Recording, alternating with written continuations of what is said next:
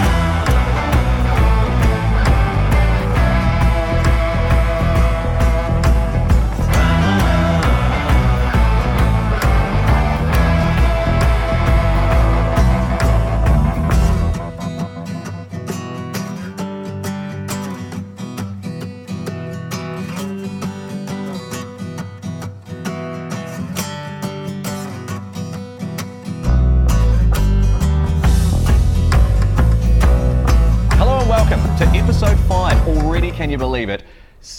Thanks, mate. CRC Speedshow TV.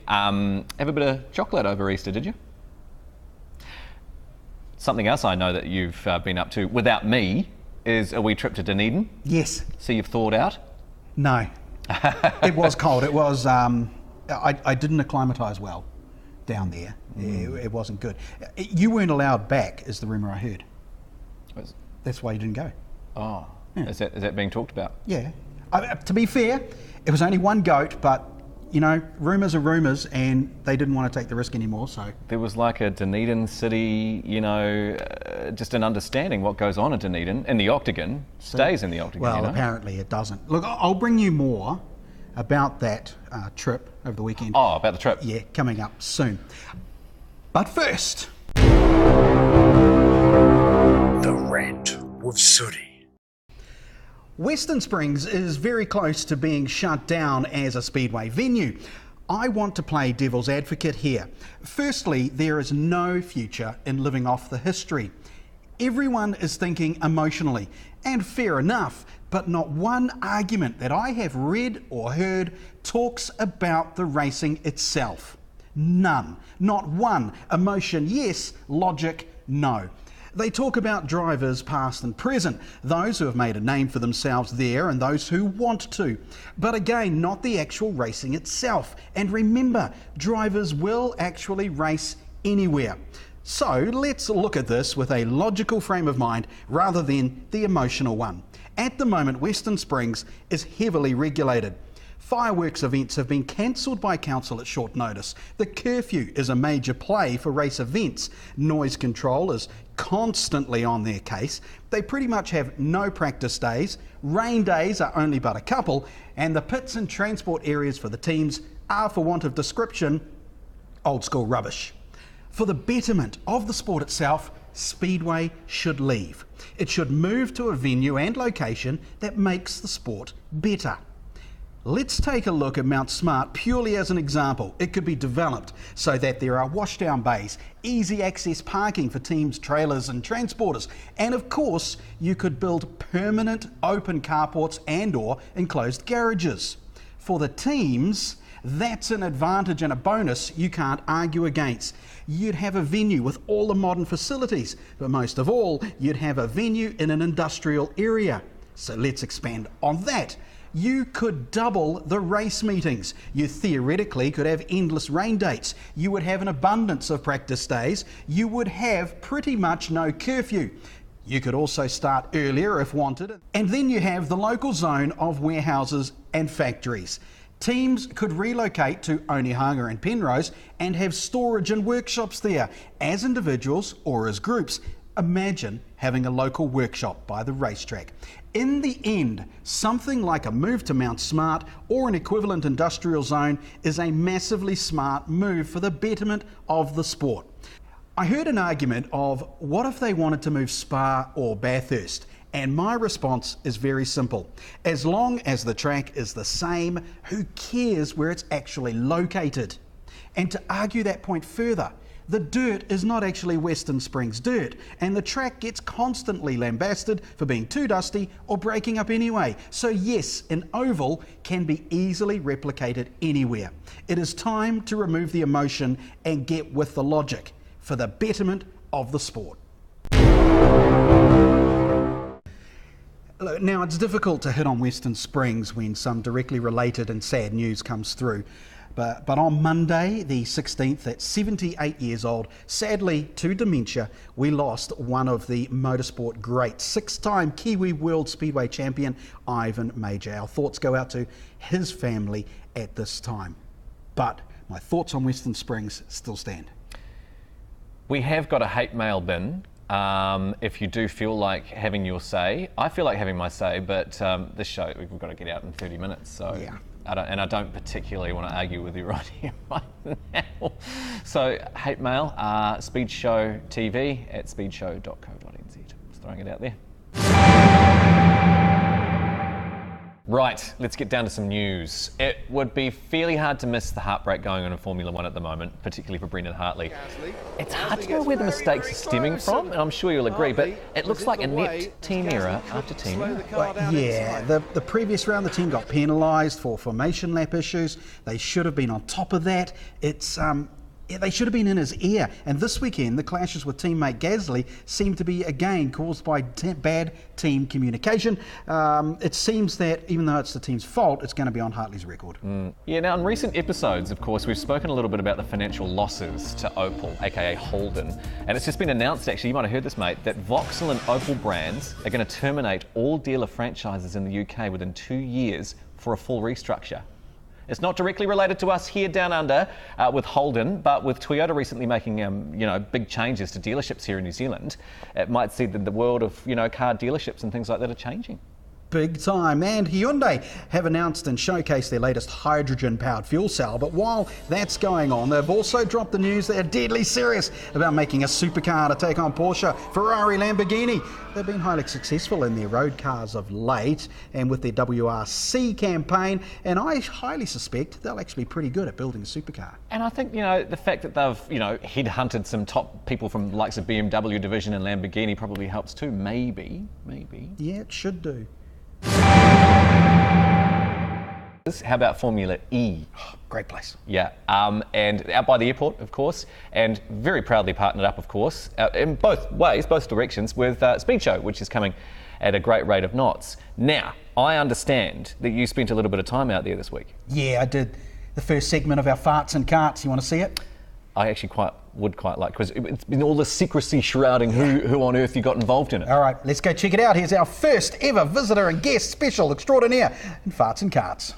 Hey everyone, and welcome to the very special first ever event here at Formula E Karting. We're going to call it Farts and Carts. It is a special thing. It's where we find someone who's known, a celebrity, someone popular, someone with a public profile, but not a race car driver. And we're going to put them in one of these electric carts and make them go really fast around it and set a time. Our very first guest for this wonderful, wonderful event is a MP. Now, you wouldn't have thought that, would you? Yes, we brought in an MP, but not just any MP. He's actually a petrolhead. Please welcome David Seymour, the ACT leader. Yes, the crowd... The crowd's you got wild. Good to see you, Craig. Yeah, thanks, pal. Take a seat. Hey. We need to talk cars, mate.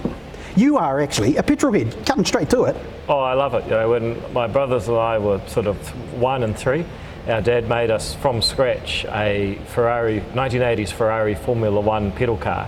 We used brazed together steel tube and fiberglass the body, and so that was pretty cool. And then I built a Lotus 7 replica from scratch, and my brother built some ridiculous vehicle that he drives around in the mud.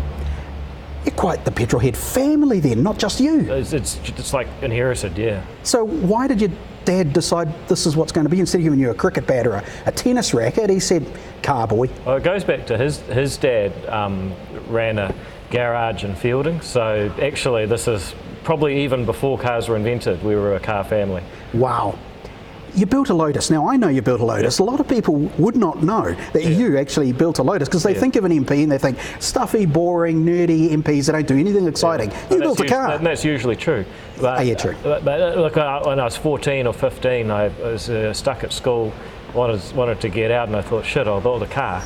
And the great thing about being 15 is you're not aware of any limitations. Yep. So I started off in school holidays in 5th form with a piece of plywood, laying out the tubular steel and filing it away. Lost most of the skin on my hands at least once, and actually ended up taking me 9 years. But by the time I finished uni, I had this car on the road.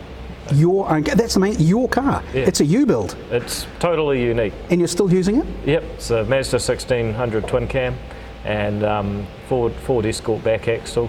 So it's not amazing, but it's a bit quicker than the average car on the road. Yeah, you are a rev head. It's starting to come through now. Yeah. Generally, are the MPs against cars? Depends which ones. The ones from the rural areas kind of get it. A lot of the sort of greener, more urban ones, they don't get it so much. But look, the practical reality is the people I represent. You go and knock on the door. Mum's trying to get one kid to hockey, the other one to rugby, pick up some groceries on the way home. You can't do that on a train. No, you can't. Since you're such a rev head and right into these cars, you must be into a little bit of motorsport as well. Oh yeah, I went over to the Melbourne Grand Prix the other weekend and took my brothers and I. We took our dad because it was his 65th and he'd always wanted to go to one.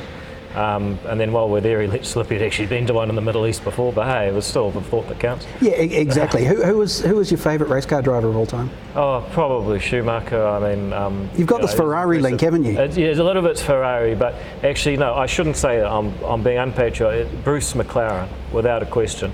I mean, McLaren has got to be one of the greatest success stories in New Zealand of all types. I mean, they're still one of, if not the top racing team in the world. Yeah. And they started out of a garage in Upland Road, Remuera, who gave my Lotus 7 a warrant, so that's pretty connected. There is this whole link going on here. Yeah. If you, actually, what was your first, aside from building the Lotus, what was your first actual car? Oh, it was a 1986 Subaru. There's nothing glamorous about that. No. It said it was like bred from rally technology, but I don't think they put much in that model. Yeah. You probably shouldn't mention that to anyone ever again. Probably not. I don't know why I answered the question. Yeah, that's fair enough. And if you were to buy the ultimate car for you, what would it be? Well, I'm really torn these days because I've had a ride around Pukekohe in a Tesla S. Right. And as an engineer, I think the more simple and elegant the design, the better. And electric cars are doing that now. I mean, how long until an electric Formula One car can actually compete over 90 minutes or however long it is? At that point, I think you've got to ask yourself, has technology moved on? So maybe a Tesla S, but otherwise something like a classic James Dean Porsche Spider. Really? Yeah. You do have a bit of class. I didn't expect that, to be fair. It's a beautiful car. Yeah, all right. Do you follow the New Zealand motorsport competitors around the world? You like, as in, keeping an eye on what they do? Look, I'm stoked with Brendan Hartley, but the poor bastard, every time he gets in his car, it breaks down or something goes wrong. But look, I think what he's doing is absolutely amazing, and when Possum Bourne was doing his thing, that was great. To be honest, I'm not very much of a sports fan these days. I've got 99 problems. Oh yeah, you've got to try and get to a position where you can run the country instead. Yeah. Well, yeah. Or at least run the government. See, people forget this. Politicians don't run the country. The country's just fine. They run the government that screws everything up. I like the way you think. So speaking of screwing things up, we're about to put you in one of these electric carts to go around here. You feeling confident? Well, last time I was here, I think I nearly got banned. So this is again information you shouldn't be letting out. It's a good point. Yeah. No. Look, I love the electric cart, and plus I know I'm going to be your fastest competitor so far. Right. Until next week. That's a very good point. Okay, I think it's time we give you to the instructor and let him do his thing. Okay. All right. Too well. Yep. But when you first jump in, just step onto the base down there, grab the steering wheel, grab the back or the side of your seat, anything else you like, then of course swing yourself in. Of course, accelerator on your right, the harder you press that, quicker you go. But these karts do just have left foot braking, so you're trying to use those one at a time. Obviously they're both rear brakes, so if you chuck your foot on the brake and accelerator at the same time, you just go very slippery. So use those one at a time, stay in control. When you first jump in, seatbelt is a 3-point harness. This goes over your head, sits on your shoulders, buckle comes up from between your legs, same as a car seatbelt. Of course, just clip that in. Okay. One thing you hopefully won't need to use, but just under your steering wheel down here is a little switch. That is forward reversing. So of course, flicking that switch up, which you hopefully should be in the whole time, should be in forward. But if you need to go backwards, just press and hold that down. We hopefully won't need to use these, but if you do end up hitting the walls a bit too much, we'll just need to slow you down a bit. So keep it in control. Of course, we'll keep you up to that top speed. And final thing, obviously checkered flag. Your racing is over. Okay. So once you pass it, just do one more lap right around the track and we'll pull you into the pits. Okay. All right, perfect. So any questions about how anything works? No. All very straightforward and very well explained. Right, no worries. Perfect. We'll just get you out for a track walk. Okay. So straight out of the pits, as you can tell, there is a shiny patch out here with a rubbery patch in there. Obviously, rubber will stick a lot more than shiny concrete. So you're trying to stay on that rubber line.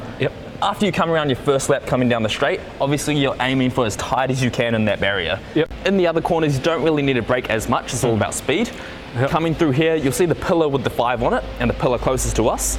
Right in the middle of these two is where you want to just hit your brake. That's one. Perfect. When you're ready, you're good to go. All right.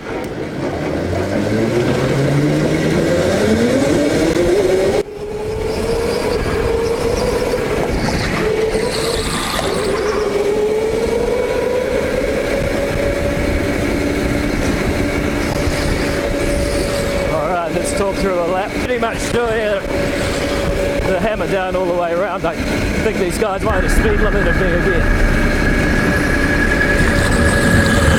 Oh! No!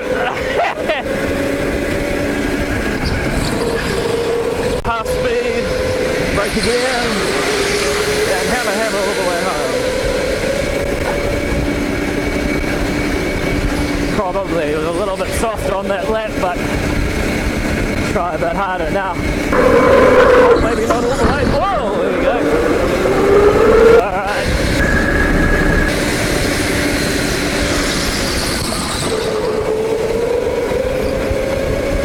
Alright, here's a tight one. Brake here. Save some. Whoa!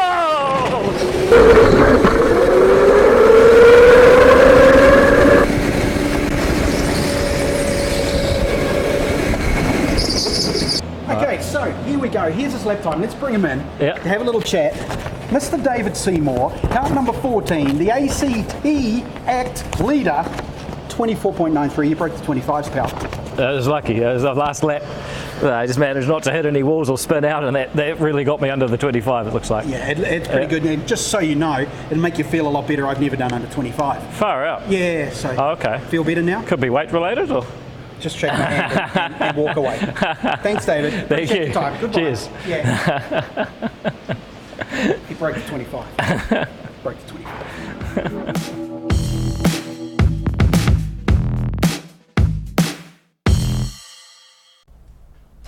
Yeah, so how cool was that? That looked very, very cool. Kind of a little bit jealous. And also, it's interesting that you see certain people who you see in a certain light of their work life and stuff like that. And you see them outside of their work life. It's interesting. Yeah, he was a kid in a candy shop. He really was. And I look forward to your challenge there coming up in future weeks. Now, I went down to Otago. He didn't because he wasn't allowed. And I was there for the International Classic, which is just another segment of Rally Otago. It is way cool. Some of the best machinery in rallying, which is, yeah, everyone knows that, it's classic rally cars. But there was an international star there. He was a WRC star. He's still a rallying hero. He's from Norway, and his name is Mads Osberg.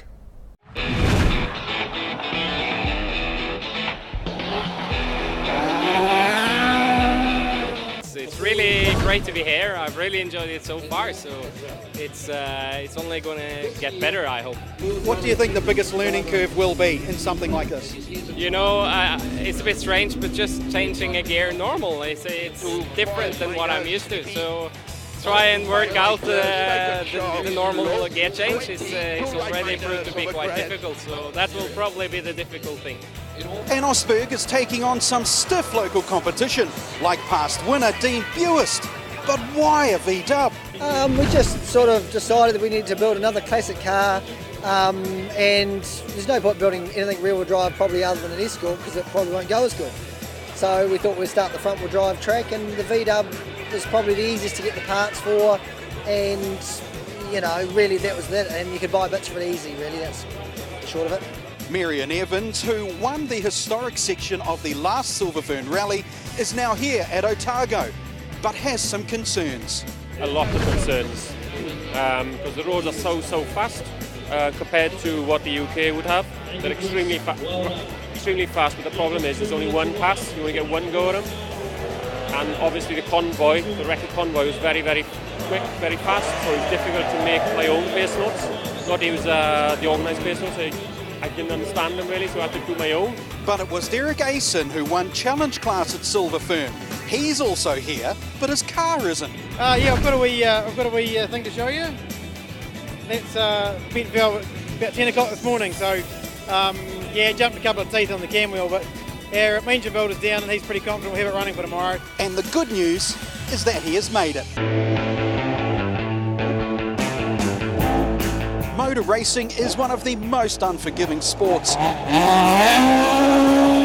And our two international drivers had drama on the first stage of the event. And 4 wide plus, don't cut, opens.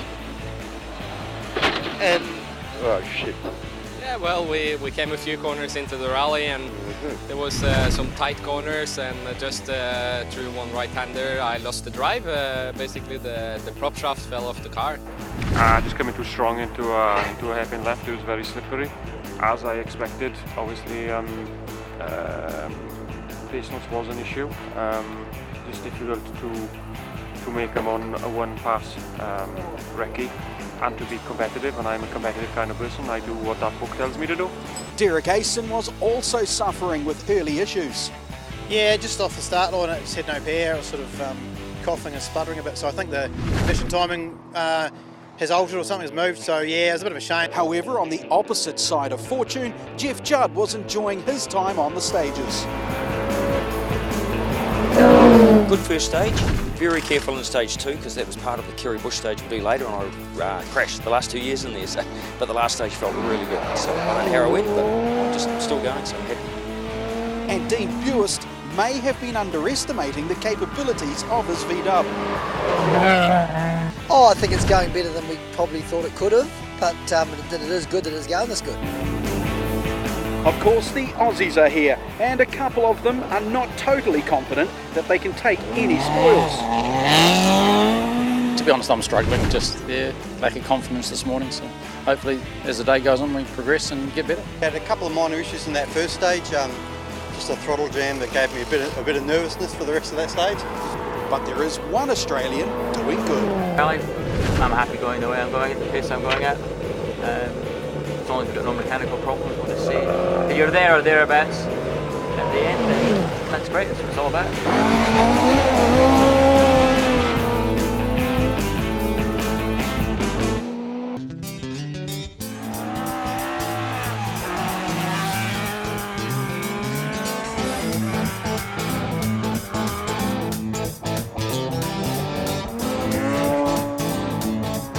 As the stages for day one progressed, one thing became abundantly clear.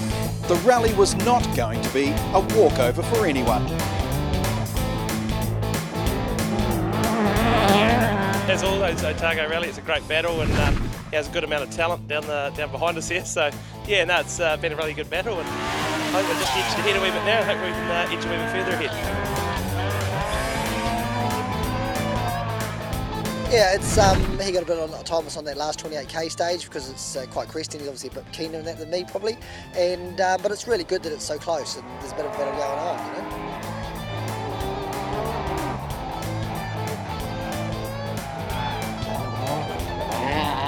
And while they were fighting between themselves up front, Jeff Judd lost valuable time. Barnum Waipori Gorge to throw about 25 seconds away, so that probably lost it for me. So anyway, it's still a long way to go, so we're still in the battle. Meanwhile, a calm approach from John Silcock has seen him move into third overall. Last year we just behaved ourselves and the result looked after itself really. So no, it's a good battle though. Bit slow out of the blocks this morning, wiry flat, but other than that we've actually been relatively close really. After a bad start this morning, Mads is finding his legs, and a stage win in the afternoon has put a smile back on his face. Yeah, I think we've had 2 stage wins actually, so it's quite okay. We are enjoying it for sure, and it's the last stage now was a lot more enjoyable than the previous ones. I'm just getting a little bit more into it, so yeah, I'm enjoying it. And now we're going on to the famous stage, so I'm sure they will kick my ass in this one, but I'll try and enjoy it. Highly doubt it. The commitment those boys run at is about the same commitment I've got with heading to the fridge. Clearly someone told Regan Ross there was a fridge at the end of the stage as he managed to pip Ostberg by 0.3 of a second.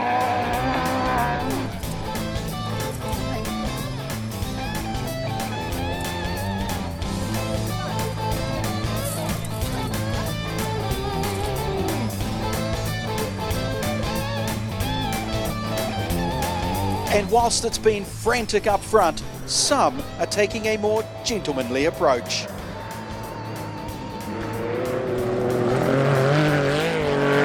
Love the roads, very fast roads. Quite nice in the wee Porsche actually, so yeah, no, it's been good, it's been a great day.